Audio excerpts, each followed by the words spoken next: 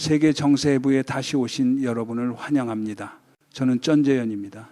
존경하는 여러분, 어떤 범죄는 비달에 드러나는 순간 그 잔혹함이 상상을 아무리 풍부하게 펼치던 사람조차 등골이 서늘해지게 만듭니다. 우리는 캄보디아나 미얀마의 사기단지에서 벌어지는 현대판 지옥 이야기를 자주 듣습니다. 사람들이 감금되고 착취당하고 사람값이 숫자로 환산되는 곳 말입니다. 그런데 오늘 여러분께 전해드릴 이야기는 그보다도 훨씬 더 어둡고 훨씬 더 무섭습니다. 단지 노동력을 빼앗는 수준이 아니라 사람의 몸 자체를 문자 그대로 완전히 처리해버리는 이야기입니다. 죽음이 산업화되고 살육이 공정화되고 그 모든 것이 냉정한 정확성으로 돌아가는 그런 기계 같은 공포입니다. 마치 러시아가 우크라이나에서 벌이는 그 명분 없는 전쟁처럼 사람을 사람으로 보지 않고 소모품으로 취급할 때 세상은 이렇게 쉽게 미쳐 돌아갑니다. 더 끔찍한 것은 이 이야기의 피해자들이 수술대 위에 상품으로 변해버린 사람들이 중국인이라는 점입니다. 더 나은 삶을 꿈꾸며 타국으로 향했던 사람들, 그들이 마지막으로 얻은 것은 꿈이 아니라 타향에서의 처참한 결말, 온전치 못한 시신뿐이었다는 점입니다. 누군가는 그들을 기회라고 속였고 누군가는 그들을 부품으로 계산했습니다. 그리고 그런 계산은 우크라이나의 도시들을 잿더미로 만들면서도 TV 화면에서는 정의와 해방을 외치던 그 전쟁 선전과도 이상하게 닮아 있습니다. 입으로는 고상한 단어를 뱉고 손으로는 인간을 갈아 넣는다는 점에서 말입니다. 오늘 프로그램에서는 나이지리아 경찰이 최근 적발한 한 사건을 깊이 파헤쳐 보겠습니다. 국제 여론을 뒤흔들고 있음에도 중국 내에서는 의도적으로 덮이거나 축소되는 듯한 이 사건 말입니다. 나이지리아의 허름한 호텔 하나에서 시작해 피비린내 나는 단서를 따라가며 이 초국가적 장기 밀매 네트워크의 진짜 배우가 누구인지 추적해 보겠습니다. 국가급 세력의 개입 가능성은 없는지, 왜 중국인이 이 도살자들의 선호 표적이 되었는지 끝까지 짚어보겠습니다. 첫 번째, 유령 호텔과 사람뼈가 든 100개의 자루. 여러분, 이야기는 서아프리카의 국가 나이지리아에서 얼마 전 어느 밤에 시작됩니다. 현지 경찰은 잭슨이라는 이름의 호텔 주변에 사는 주민들로부터 신고를 받습니다.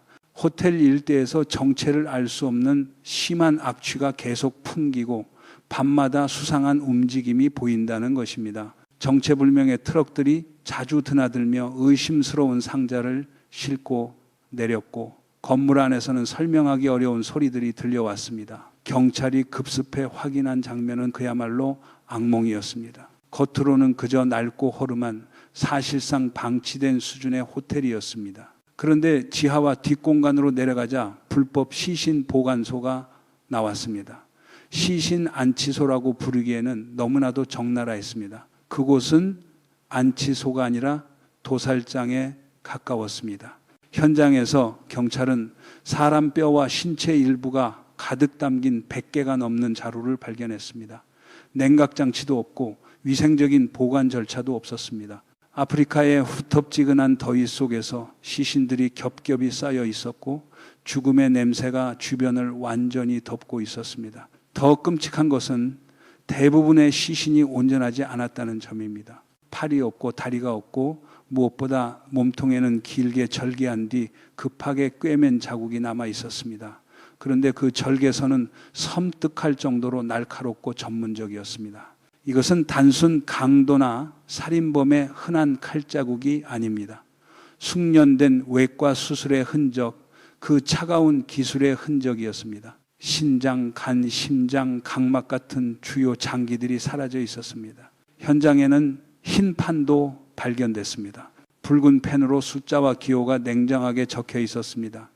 간 2, 신장 1, 각막 1, 심지어 그 장기 목록 옆에는 잔혹한 웃는 얼굴 낙서까지 있었습니다. 마치 누군가가 우크라이나의 민간인 거주지를 폭격해 놓고도 정밀 타격이라고 웃으며 발표하듯 이들은 인간의 파괴를 일종의 작업 성과처럼 취급하고 있었습니다.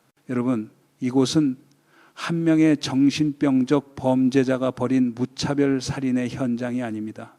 이것은 생산 라인의 현장입니다. 투입되는 원재료는 살아있는 인간, 출력되는 제품은 포장된 인체 장기였습니다. 그리고 그 제품은 전 세계의 초부유층에게 팔려 나갔습니다. 전쟁에서 사람을 숫자로 세는 것과 여기서 사람을 장기 단위로 적는 것 사이에는 불길할 정도로 비슷한 냉기가 흐릅니다.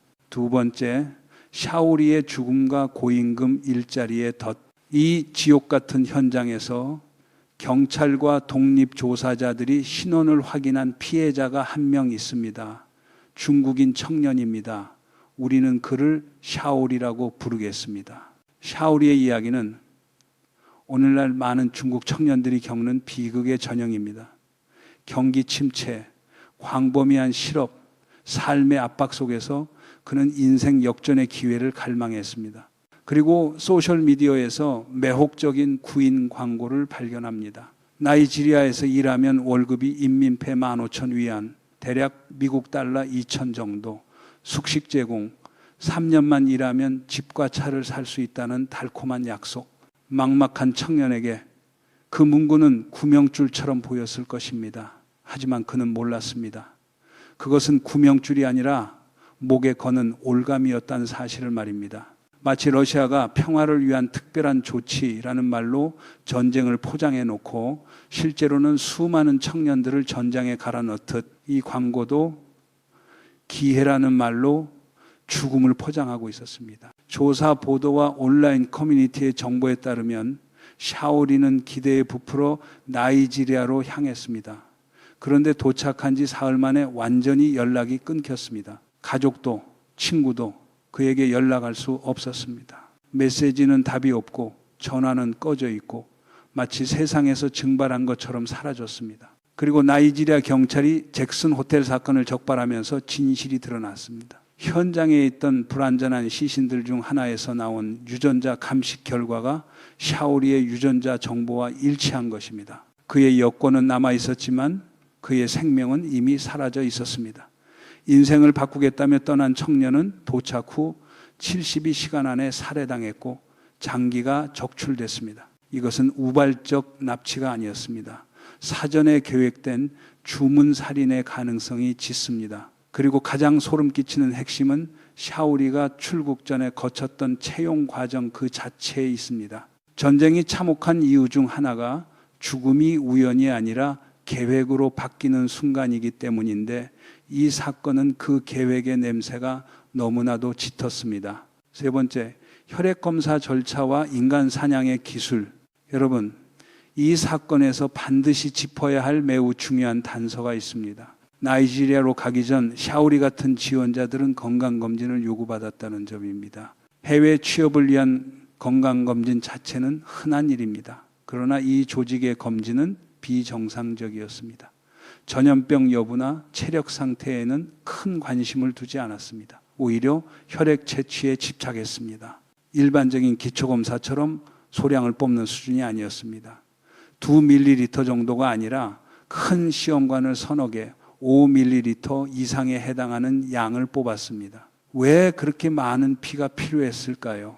의료 전문가와 범죄학 조사자들의 분석에 따르면 이는 사람 백혈구 항원, 즉 H의 A와 유전자 분석 같은 심층 검사를 위한 양입니다.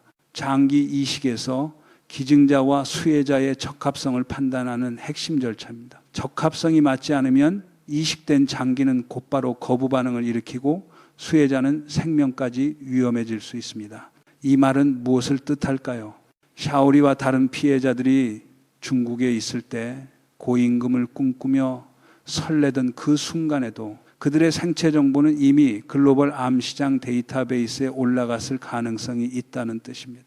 그들의 혈액은 분석되고 유전자 정보는 시스템에 입력되고 그들은 사람에서 검색 가능한 후보로 바뀌었습니다. 마치 우크라이나 전장에서 누군가의 생명이 좌표와 숫자로 변해 목표물로 처리되듯 여기서도 인간은 데이터로 환원됐습니다. 중동, 유럽, 북미 어딘가에 부유한 고객이 신장이나 간을 원하면 중개자들은 이 시스템을 뒤집니다. 그리고 샤오리의 정보가 요구 조건과 일치하는 순간 그의 운명은 사실상 결정됩니다. 그때의 합격 통보와 항공 일정은 취업 안내가 아니라 집행명령이 됩니다.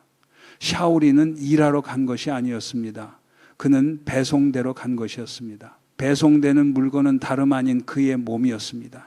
장기 이식 수술은 고도의 의료 기술을 요구합니다. 특히 HL의 이 적합성 검사는 정밀한 인프라와 체계가 필요합니다. 나이지리아의 의료 인프라 현실을 고려할 때 이런 복잡한 적합성 검사가 대규모로 정확히 수행됐다고 보기 어렵습니다. 그렇다면 이 선별과 매칭의 핵심 과정은 더 체계적이고 더 큰 시스템을 가진 곳에서 이루어졌을 가능성이 제기됩니다. 그 의심이 어디를 향하는지는 여러분도 충분히 짐작하실 것입니다. 이렇게 보면은 하나의 닫힌 공정이 보입니다. 고임금 구인으로 먹잇감을 유인하고 출국 전 검진이라는 명목으로 HLA와 유전자 정보를 수집하고 국제 암 시장에 정보를 올려 구매자를 찾고 주문이 성립하면 피해자를 나이지리아, 캄보디아, 미얀마 같은 해외로 이동시키고 도착 즉시 살해해 장기를 적출하고 시신을 허술한 냉장시설이나 집단 매장지에 버려 흔적을 지웁니다. 잭슨 호텔 같은 곳은 그 공정의 말단 작업장이 됩니다. 이것은 주문형 살인, 인류에 대한 범죄입니다. 과거에는 중국 내 양심수 장기 적출 의혹 같은 이야기로만 들리던 유형의 범죄가 이제는 해외로 뻗어나가 중국의 평범한 시민까지 노리는 구조로 의심받고 있습니다. 전쟁이 국경을 넘어 확산되듯 범죄도 국경을 넘어 수출되는 순간이 있습니다. 그리고 그 순간은 늘 가장 약한 사람들의 목숨을 대가로 치릅니다. 네 번째, 왜 중국인인가? 악마의 장부. 여러분, 경찰이 잭슨 호텔을 수색하던 중 호텔 주인의 장부를 발견했습니다. 별명이 스탠리로 알려진 인물의 기록입니다.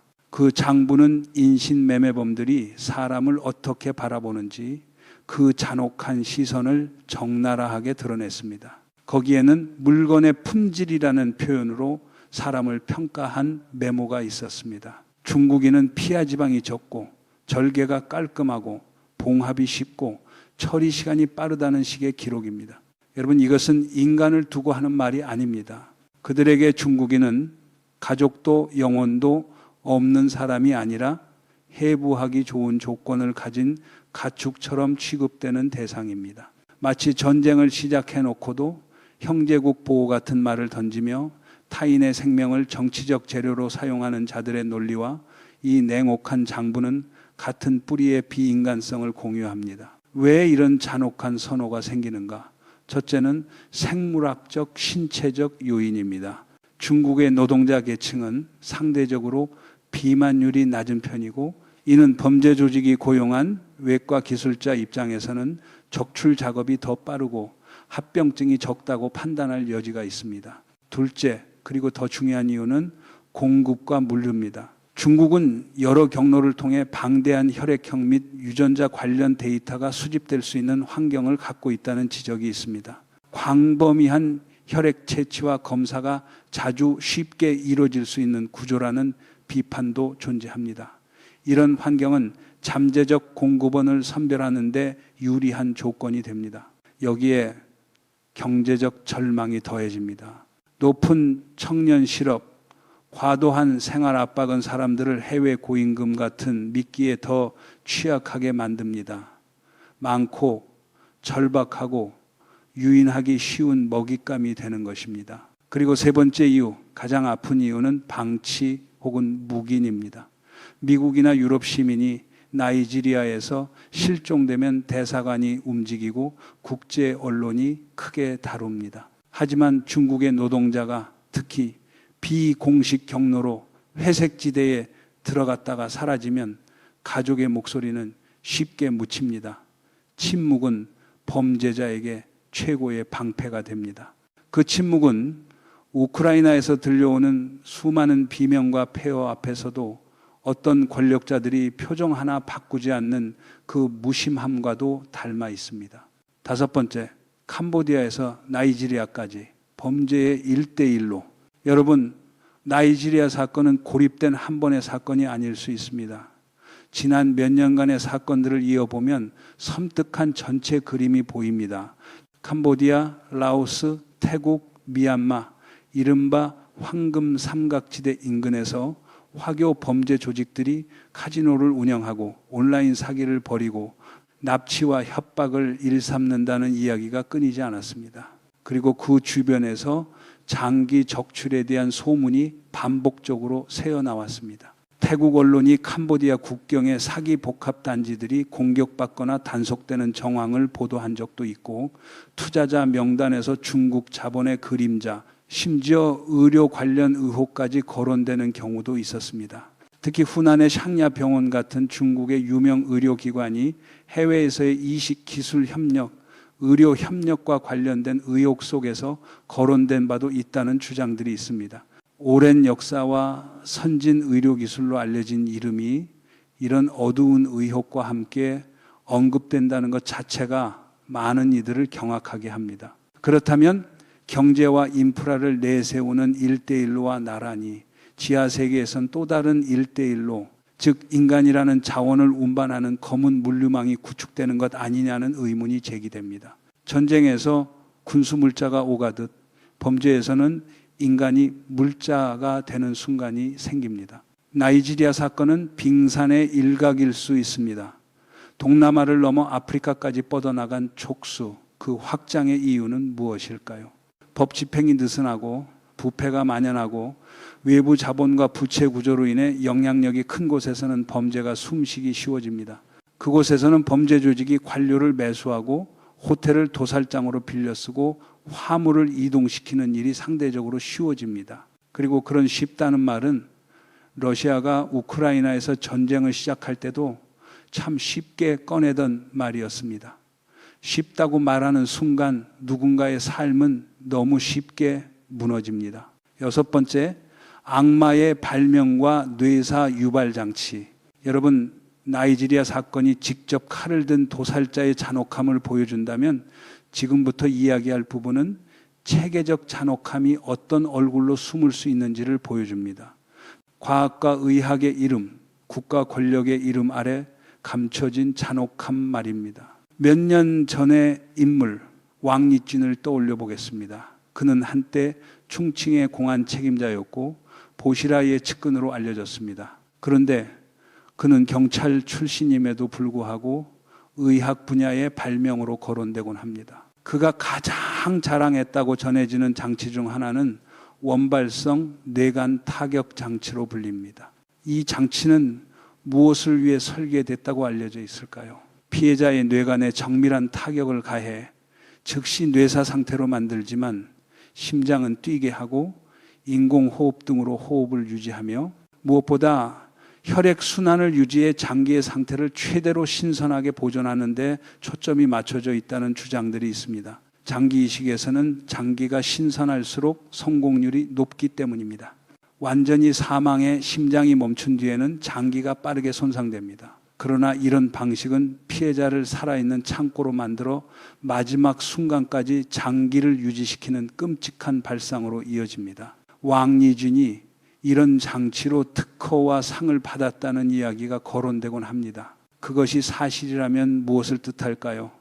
누군가의 병적 일탈이 아니라 조직의 사고방식이 될 수 있다는 뜻입니다. 죽음을 더 효율적으로 만드는 연구가 성과로 포장되고 칭찬받는다면 그것은 전쟁을 역사적 사명이라고 부르며 시신을 숫자로만 집계하는 태도와 무엇이 다르겠습니까? 말만 바꾼 잔혹함, 포장지만 다른 비인간성입니다. 그리고 이런 기술과 사고방식이 한 지역에만 머무르지 않고 의료협력이라는 이름의 어두운 통로를 통해 확산될 수 있다는 의혹이 제기됩니다. 동남아와 나이지리아에서 벌어지는 산업화된 살육의 토양이 그렇게 만들어졌을 수 있다는 것입니다. 죽음의 기술이 정교해지고 산업화될수록 인간의 생명은 보고서 속 숫자로 목록 속 항목으로 축소됩니다. 전쟁이 장기화될수록 전사자 수가 뉴스 자막의 숫자로만 소비되듯 여기서도 사람은 점점 사라지고 숫자만 남습니다.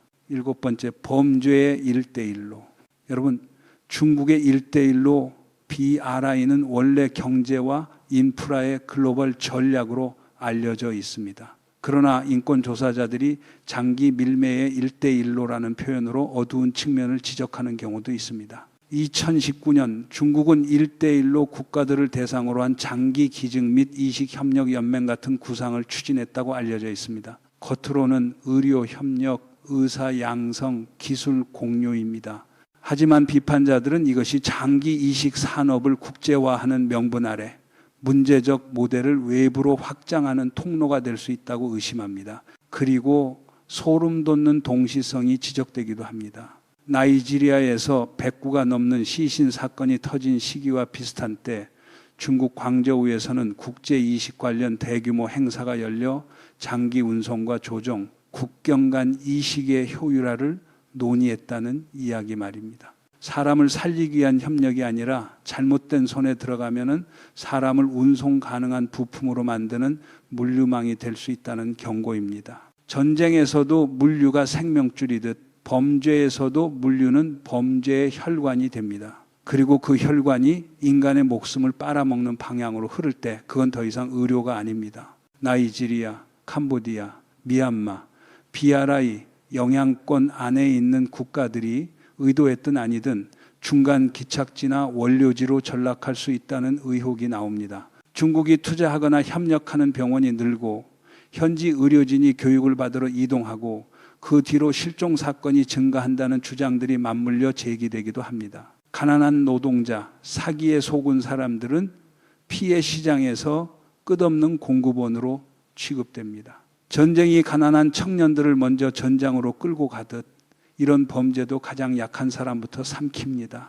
8번째, 옛 친구들과 엘리트의 침묵. 여러분, 이렇게 거대한 범죄가 왜 수년간 처벌 없이 유지될 수 있을까요? 왜 국제사회, 특히 서방의 반응은 종종 미약하거나 느릴까요? 대답은 이익 집단이라는 단어, 더 직설적으로는 엘리트의 생명 연장과 맞닿아 있다는 의혹으로 이어집니다. 조사 보고서들에는 중국 인민의 오랜 친구들 같은 표현으로 불리는 인물군이 언급되기도 합니다. 각국의 정치인, 재벌, 영향력 있는 인사들, 유난히 베이징에 부드러운 태도를 보이는 사람들입니다. 왜 부드러울까요? 일부 보고와 추정에서는 이들 중 누군가는 중국에서 특별한 의료 서비스를 받았거나 중국과 연관된 네트워크를 통해 민감한 혜택을 받았을 수 있다는 의혹이 제기됩니다. 우리는 홍콩의 항만 재벌로 불렸던 정게츠가 중국에서 여러 차례 신장 이식을 받았다는 식의 이야기를 들어본 적이 있습니다. 동남아의 한 국가에서 왕실 인사가 중국에 감사 인사를 전하며 가족의 이식 성공을 언급했다는 소문도 떠돌았습니다. 그리고 더 많은 서방 정치인, 월가의 거물들, 부유층이 어떤 무고한 청년의 간과 신장 덕분에 조용히 살아가고 있을 가능성은 없을까요? 만약 자신의 생명이 어떤 의심스러운 공급망에 기대고 있다면 그들은 인질이 됩니다. 약점을 잡히고 입을 닫습니다. 심지어 덮어주려 할 수도 있습니다. 그렇게 침묵이 거래되고 침묵이 보호막이 됩니다. 그 침묵은 우크라이나에서 평화 협상이라는 말을 무한 반복하면서도 실제로는 포탄을 멈추지 않는 전쟁의 언어와도 닮아 있습니다. 말은 평화를 향해 가는데 현실은 폐허로만 향하는 그 뻔뻔한 이중성 말입니다. 9번째, 마지막 경고. 탐욕이 죽음의 문으로 인도하지 않게 하십시오. 여러분, 샤오리의 이야기와 수천 명의 실종자들로 돌아가 봅시다. 그 비극은 가해자의 잔혹함에서 시작됐지만 한편으로는 피해자의 순진함과 탐욕이 파고들 틈을 만들었습니다. 경제가 어려울수록 일은 쉽고 돈은 많다. 몇 달이면 인생이 바뀐다는 말은 마치 마법처럼 들립니다. 하지만 냉정해져야 합니다. 나이지리아, 캄보디아 같은 곳이 중국보다 경제적으로 더 취약하다고 평가되는 상황에서 왜 단순 노동의 월급이 국내의 5배, 10배가 될 수 있을까요? 왜 단순 노동을 하러 가는데 유전자 수준의 혈액 검사를 하고 피를 서너 관씩 뽑을까요? 그것은 건강검진이 아닙니다. 상품 검사입니다. 여러분과 여러분의 가족이 그런 제안을 받는다면 반드시 기억하십시오. 정체가 불분명한 모집 조직에 혈액 샘플과 유전자 정보를 제공하지 마십시오. 동남아와 아프리카의 불안정 지역, 고립된 경제 특구 같은 회색지대 제안에 극도로 경계하십시오. 무료 치즈는 쥐덫에만 있다는 말을 잊지 마십시오. 그리고 이 덫은 치즈만 빼앗는 게 아니라 사람의 삶 전체를 빼앗습니다. 인신매매범들은 첨단 기술과 소셜미디어 그리고 부자가 되고 싶다는 심리를 이용해 덫을 놓습니다. 여러분 자신이 그들의 수술대 위 상품이 되지 않도록 반드시 경각심을 가져야 합니다. 여러분, 나이지리아의 백구 시신 사건은 인류 전체를 향한 붉은 경보입니다. 장기 강탈 범죄는 더 이상 특정 정치나 종교의 문제가 아니라 누구에게나 닥칠 수 있는 비전통 안보 위협이 되었습니다. 왕리진의 뇌사 유발 장치 의혹에서부터 샤오리 같은 청년들을 실어 나르는 운명의 항공편까지 모든 것은 하나의 잔혹한 시스템 안에서 맞물려 돌아가는 듯 보입니다. 그리고 그 시스템이 돌아가는 방식은 우크라이나에서 의미 없는 전쟁이 계속되는 동안 정상이라는 이름으로 비정상을 유지하는 세계의 모습과도 겹쳐 보입니다. 악 앞에서의 침묵은 공모입니다. 우리는 공포를 퍼뜨리기 위해서가 아니라 양심과 경계심을 깨우기 위해 이 이야기를 공유합니다. 진실의 빛이 가장 어두운 구석까지 비출 때 그제서야 어둠은 물러납니다. 오늘의 분석과 논평은 여기서 잠시 멈추겠습니다. 여러분은 이 초국가적 장기 밀매 의혹에 대해 어떻게 생각하십니까? 국제사회는 과연 끝까지 조사할 용기를 낼 수 있을까요? 그리고 배후에 있는 자들을 처벌할 수 있을까요? 이상으로 오늘의 세계 정세해부를 마치겠습니다. 세계 정세해부는 여러분의 의견과 댓글을 늘 기다립니다. 안녕히 계십시오. 다음 시간에 다시 뵙겠습니다.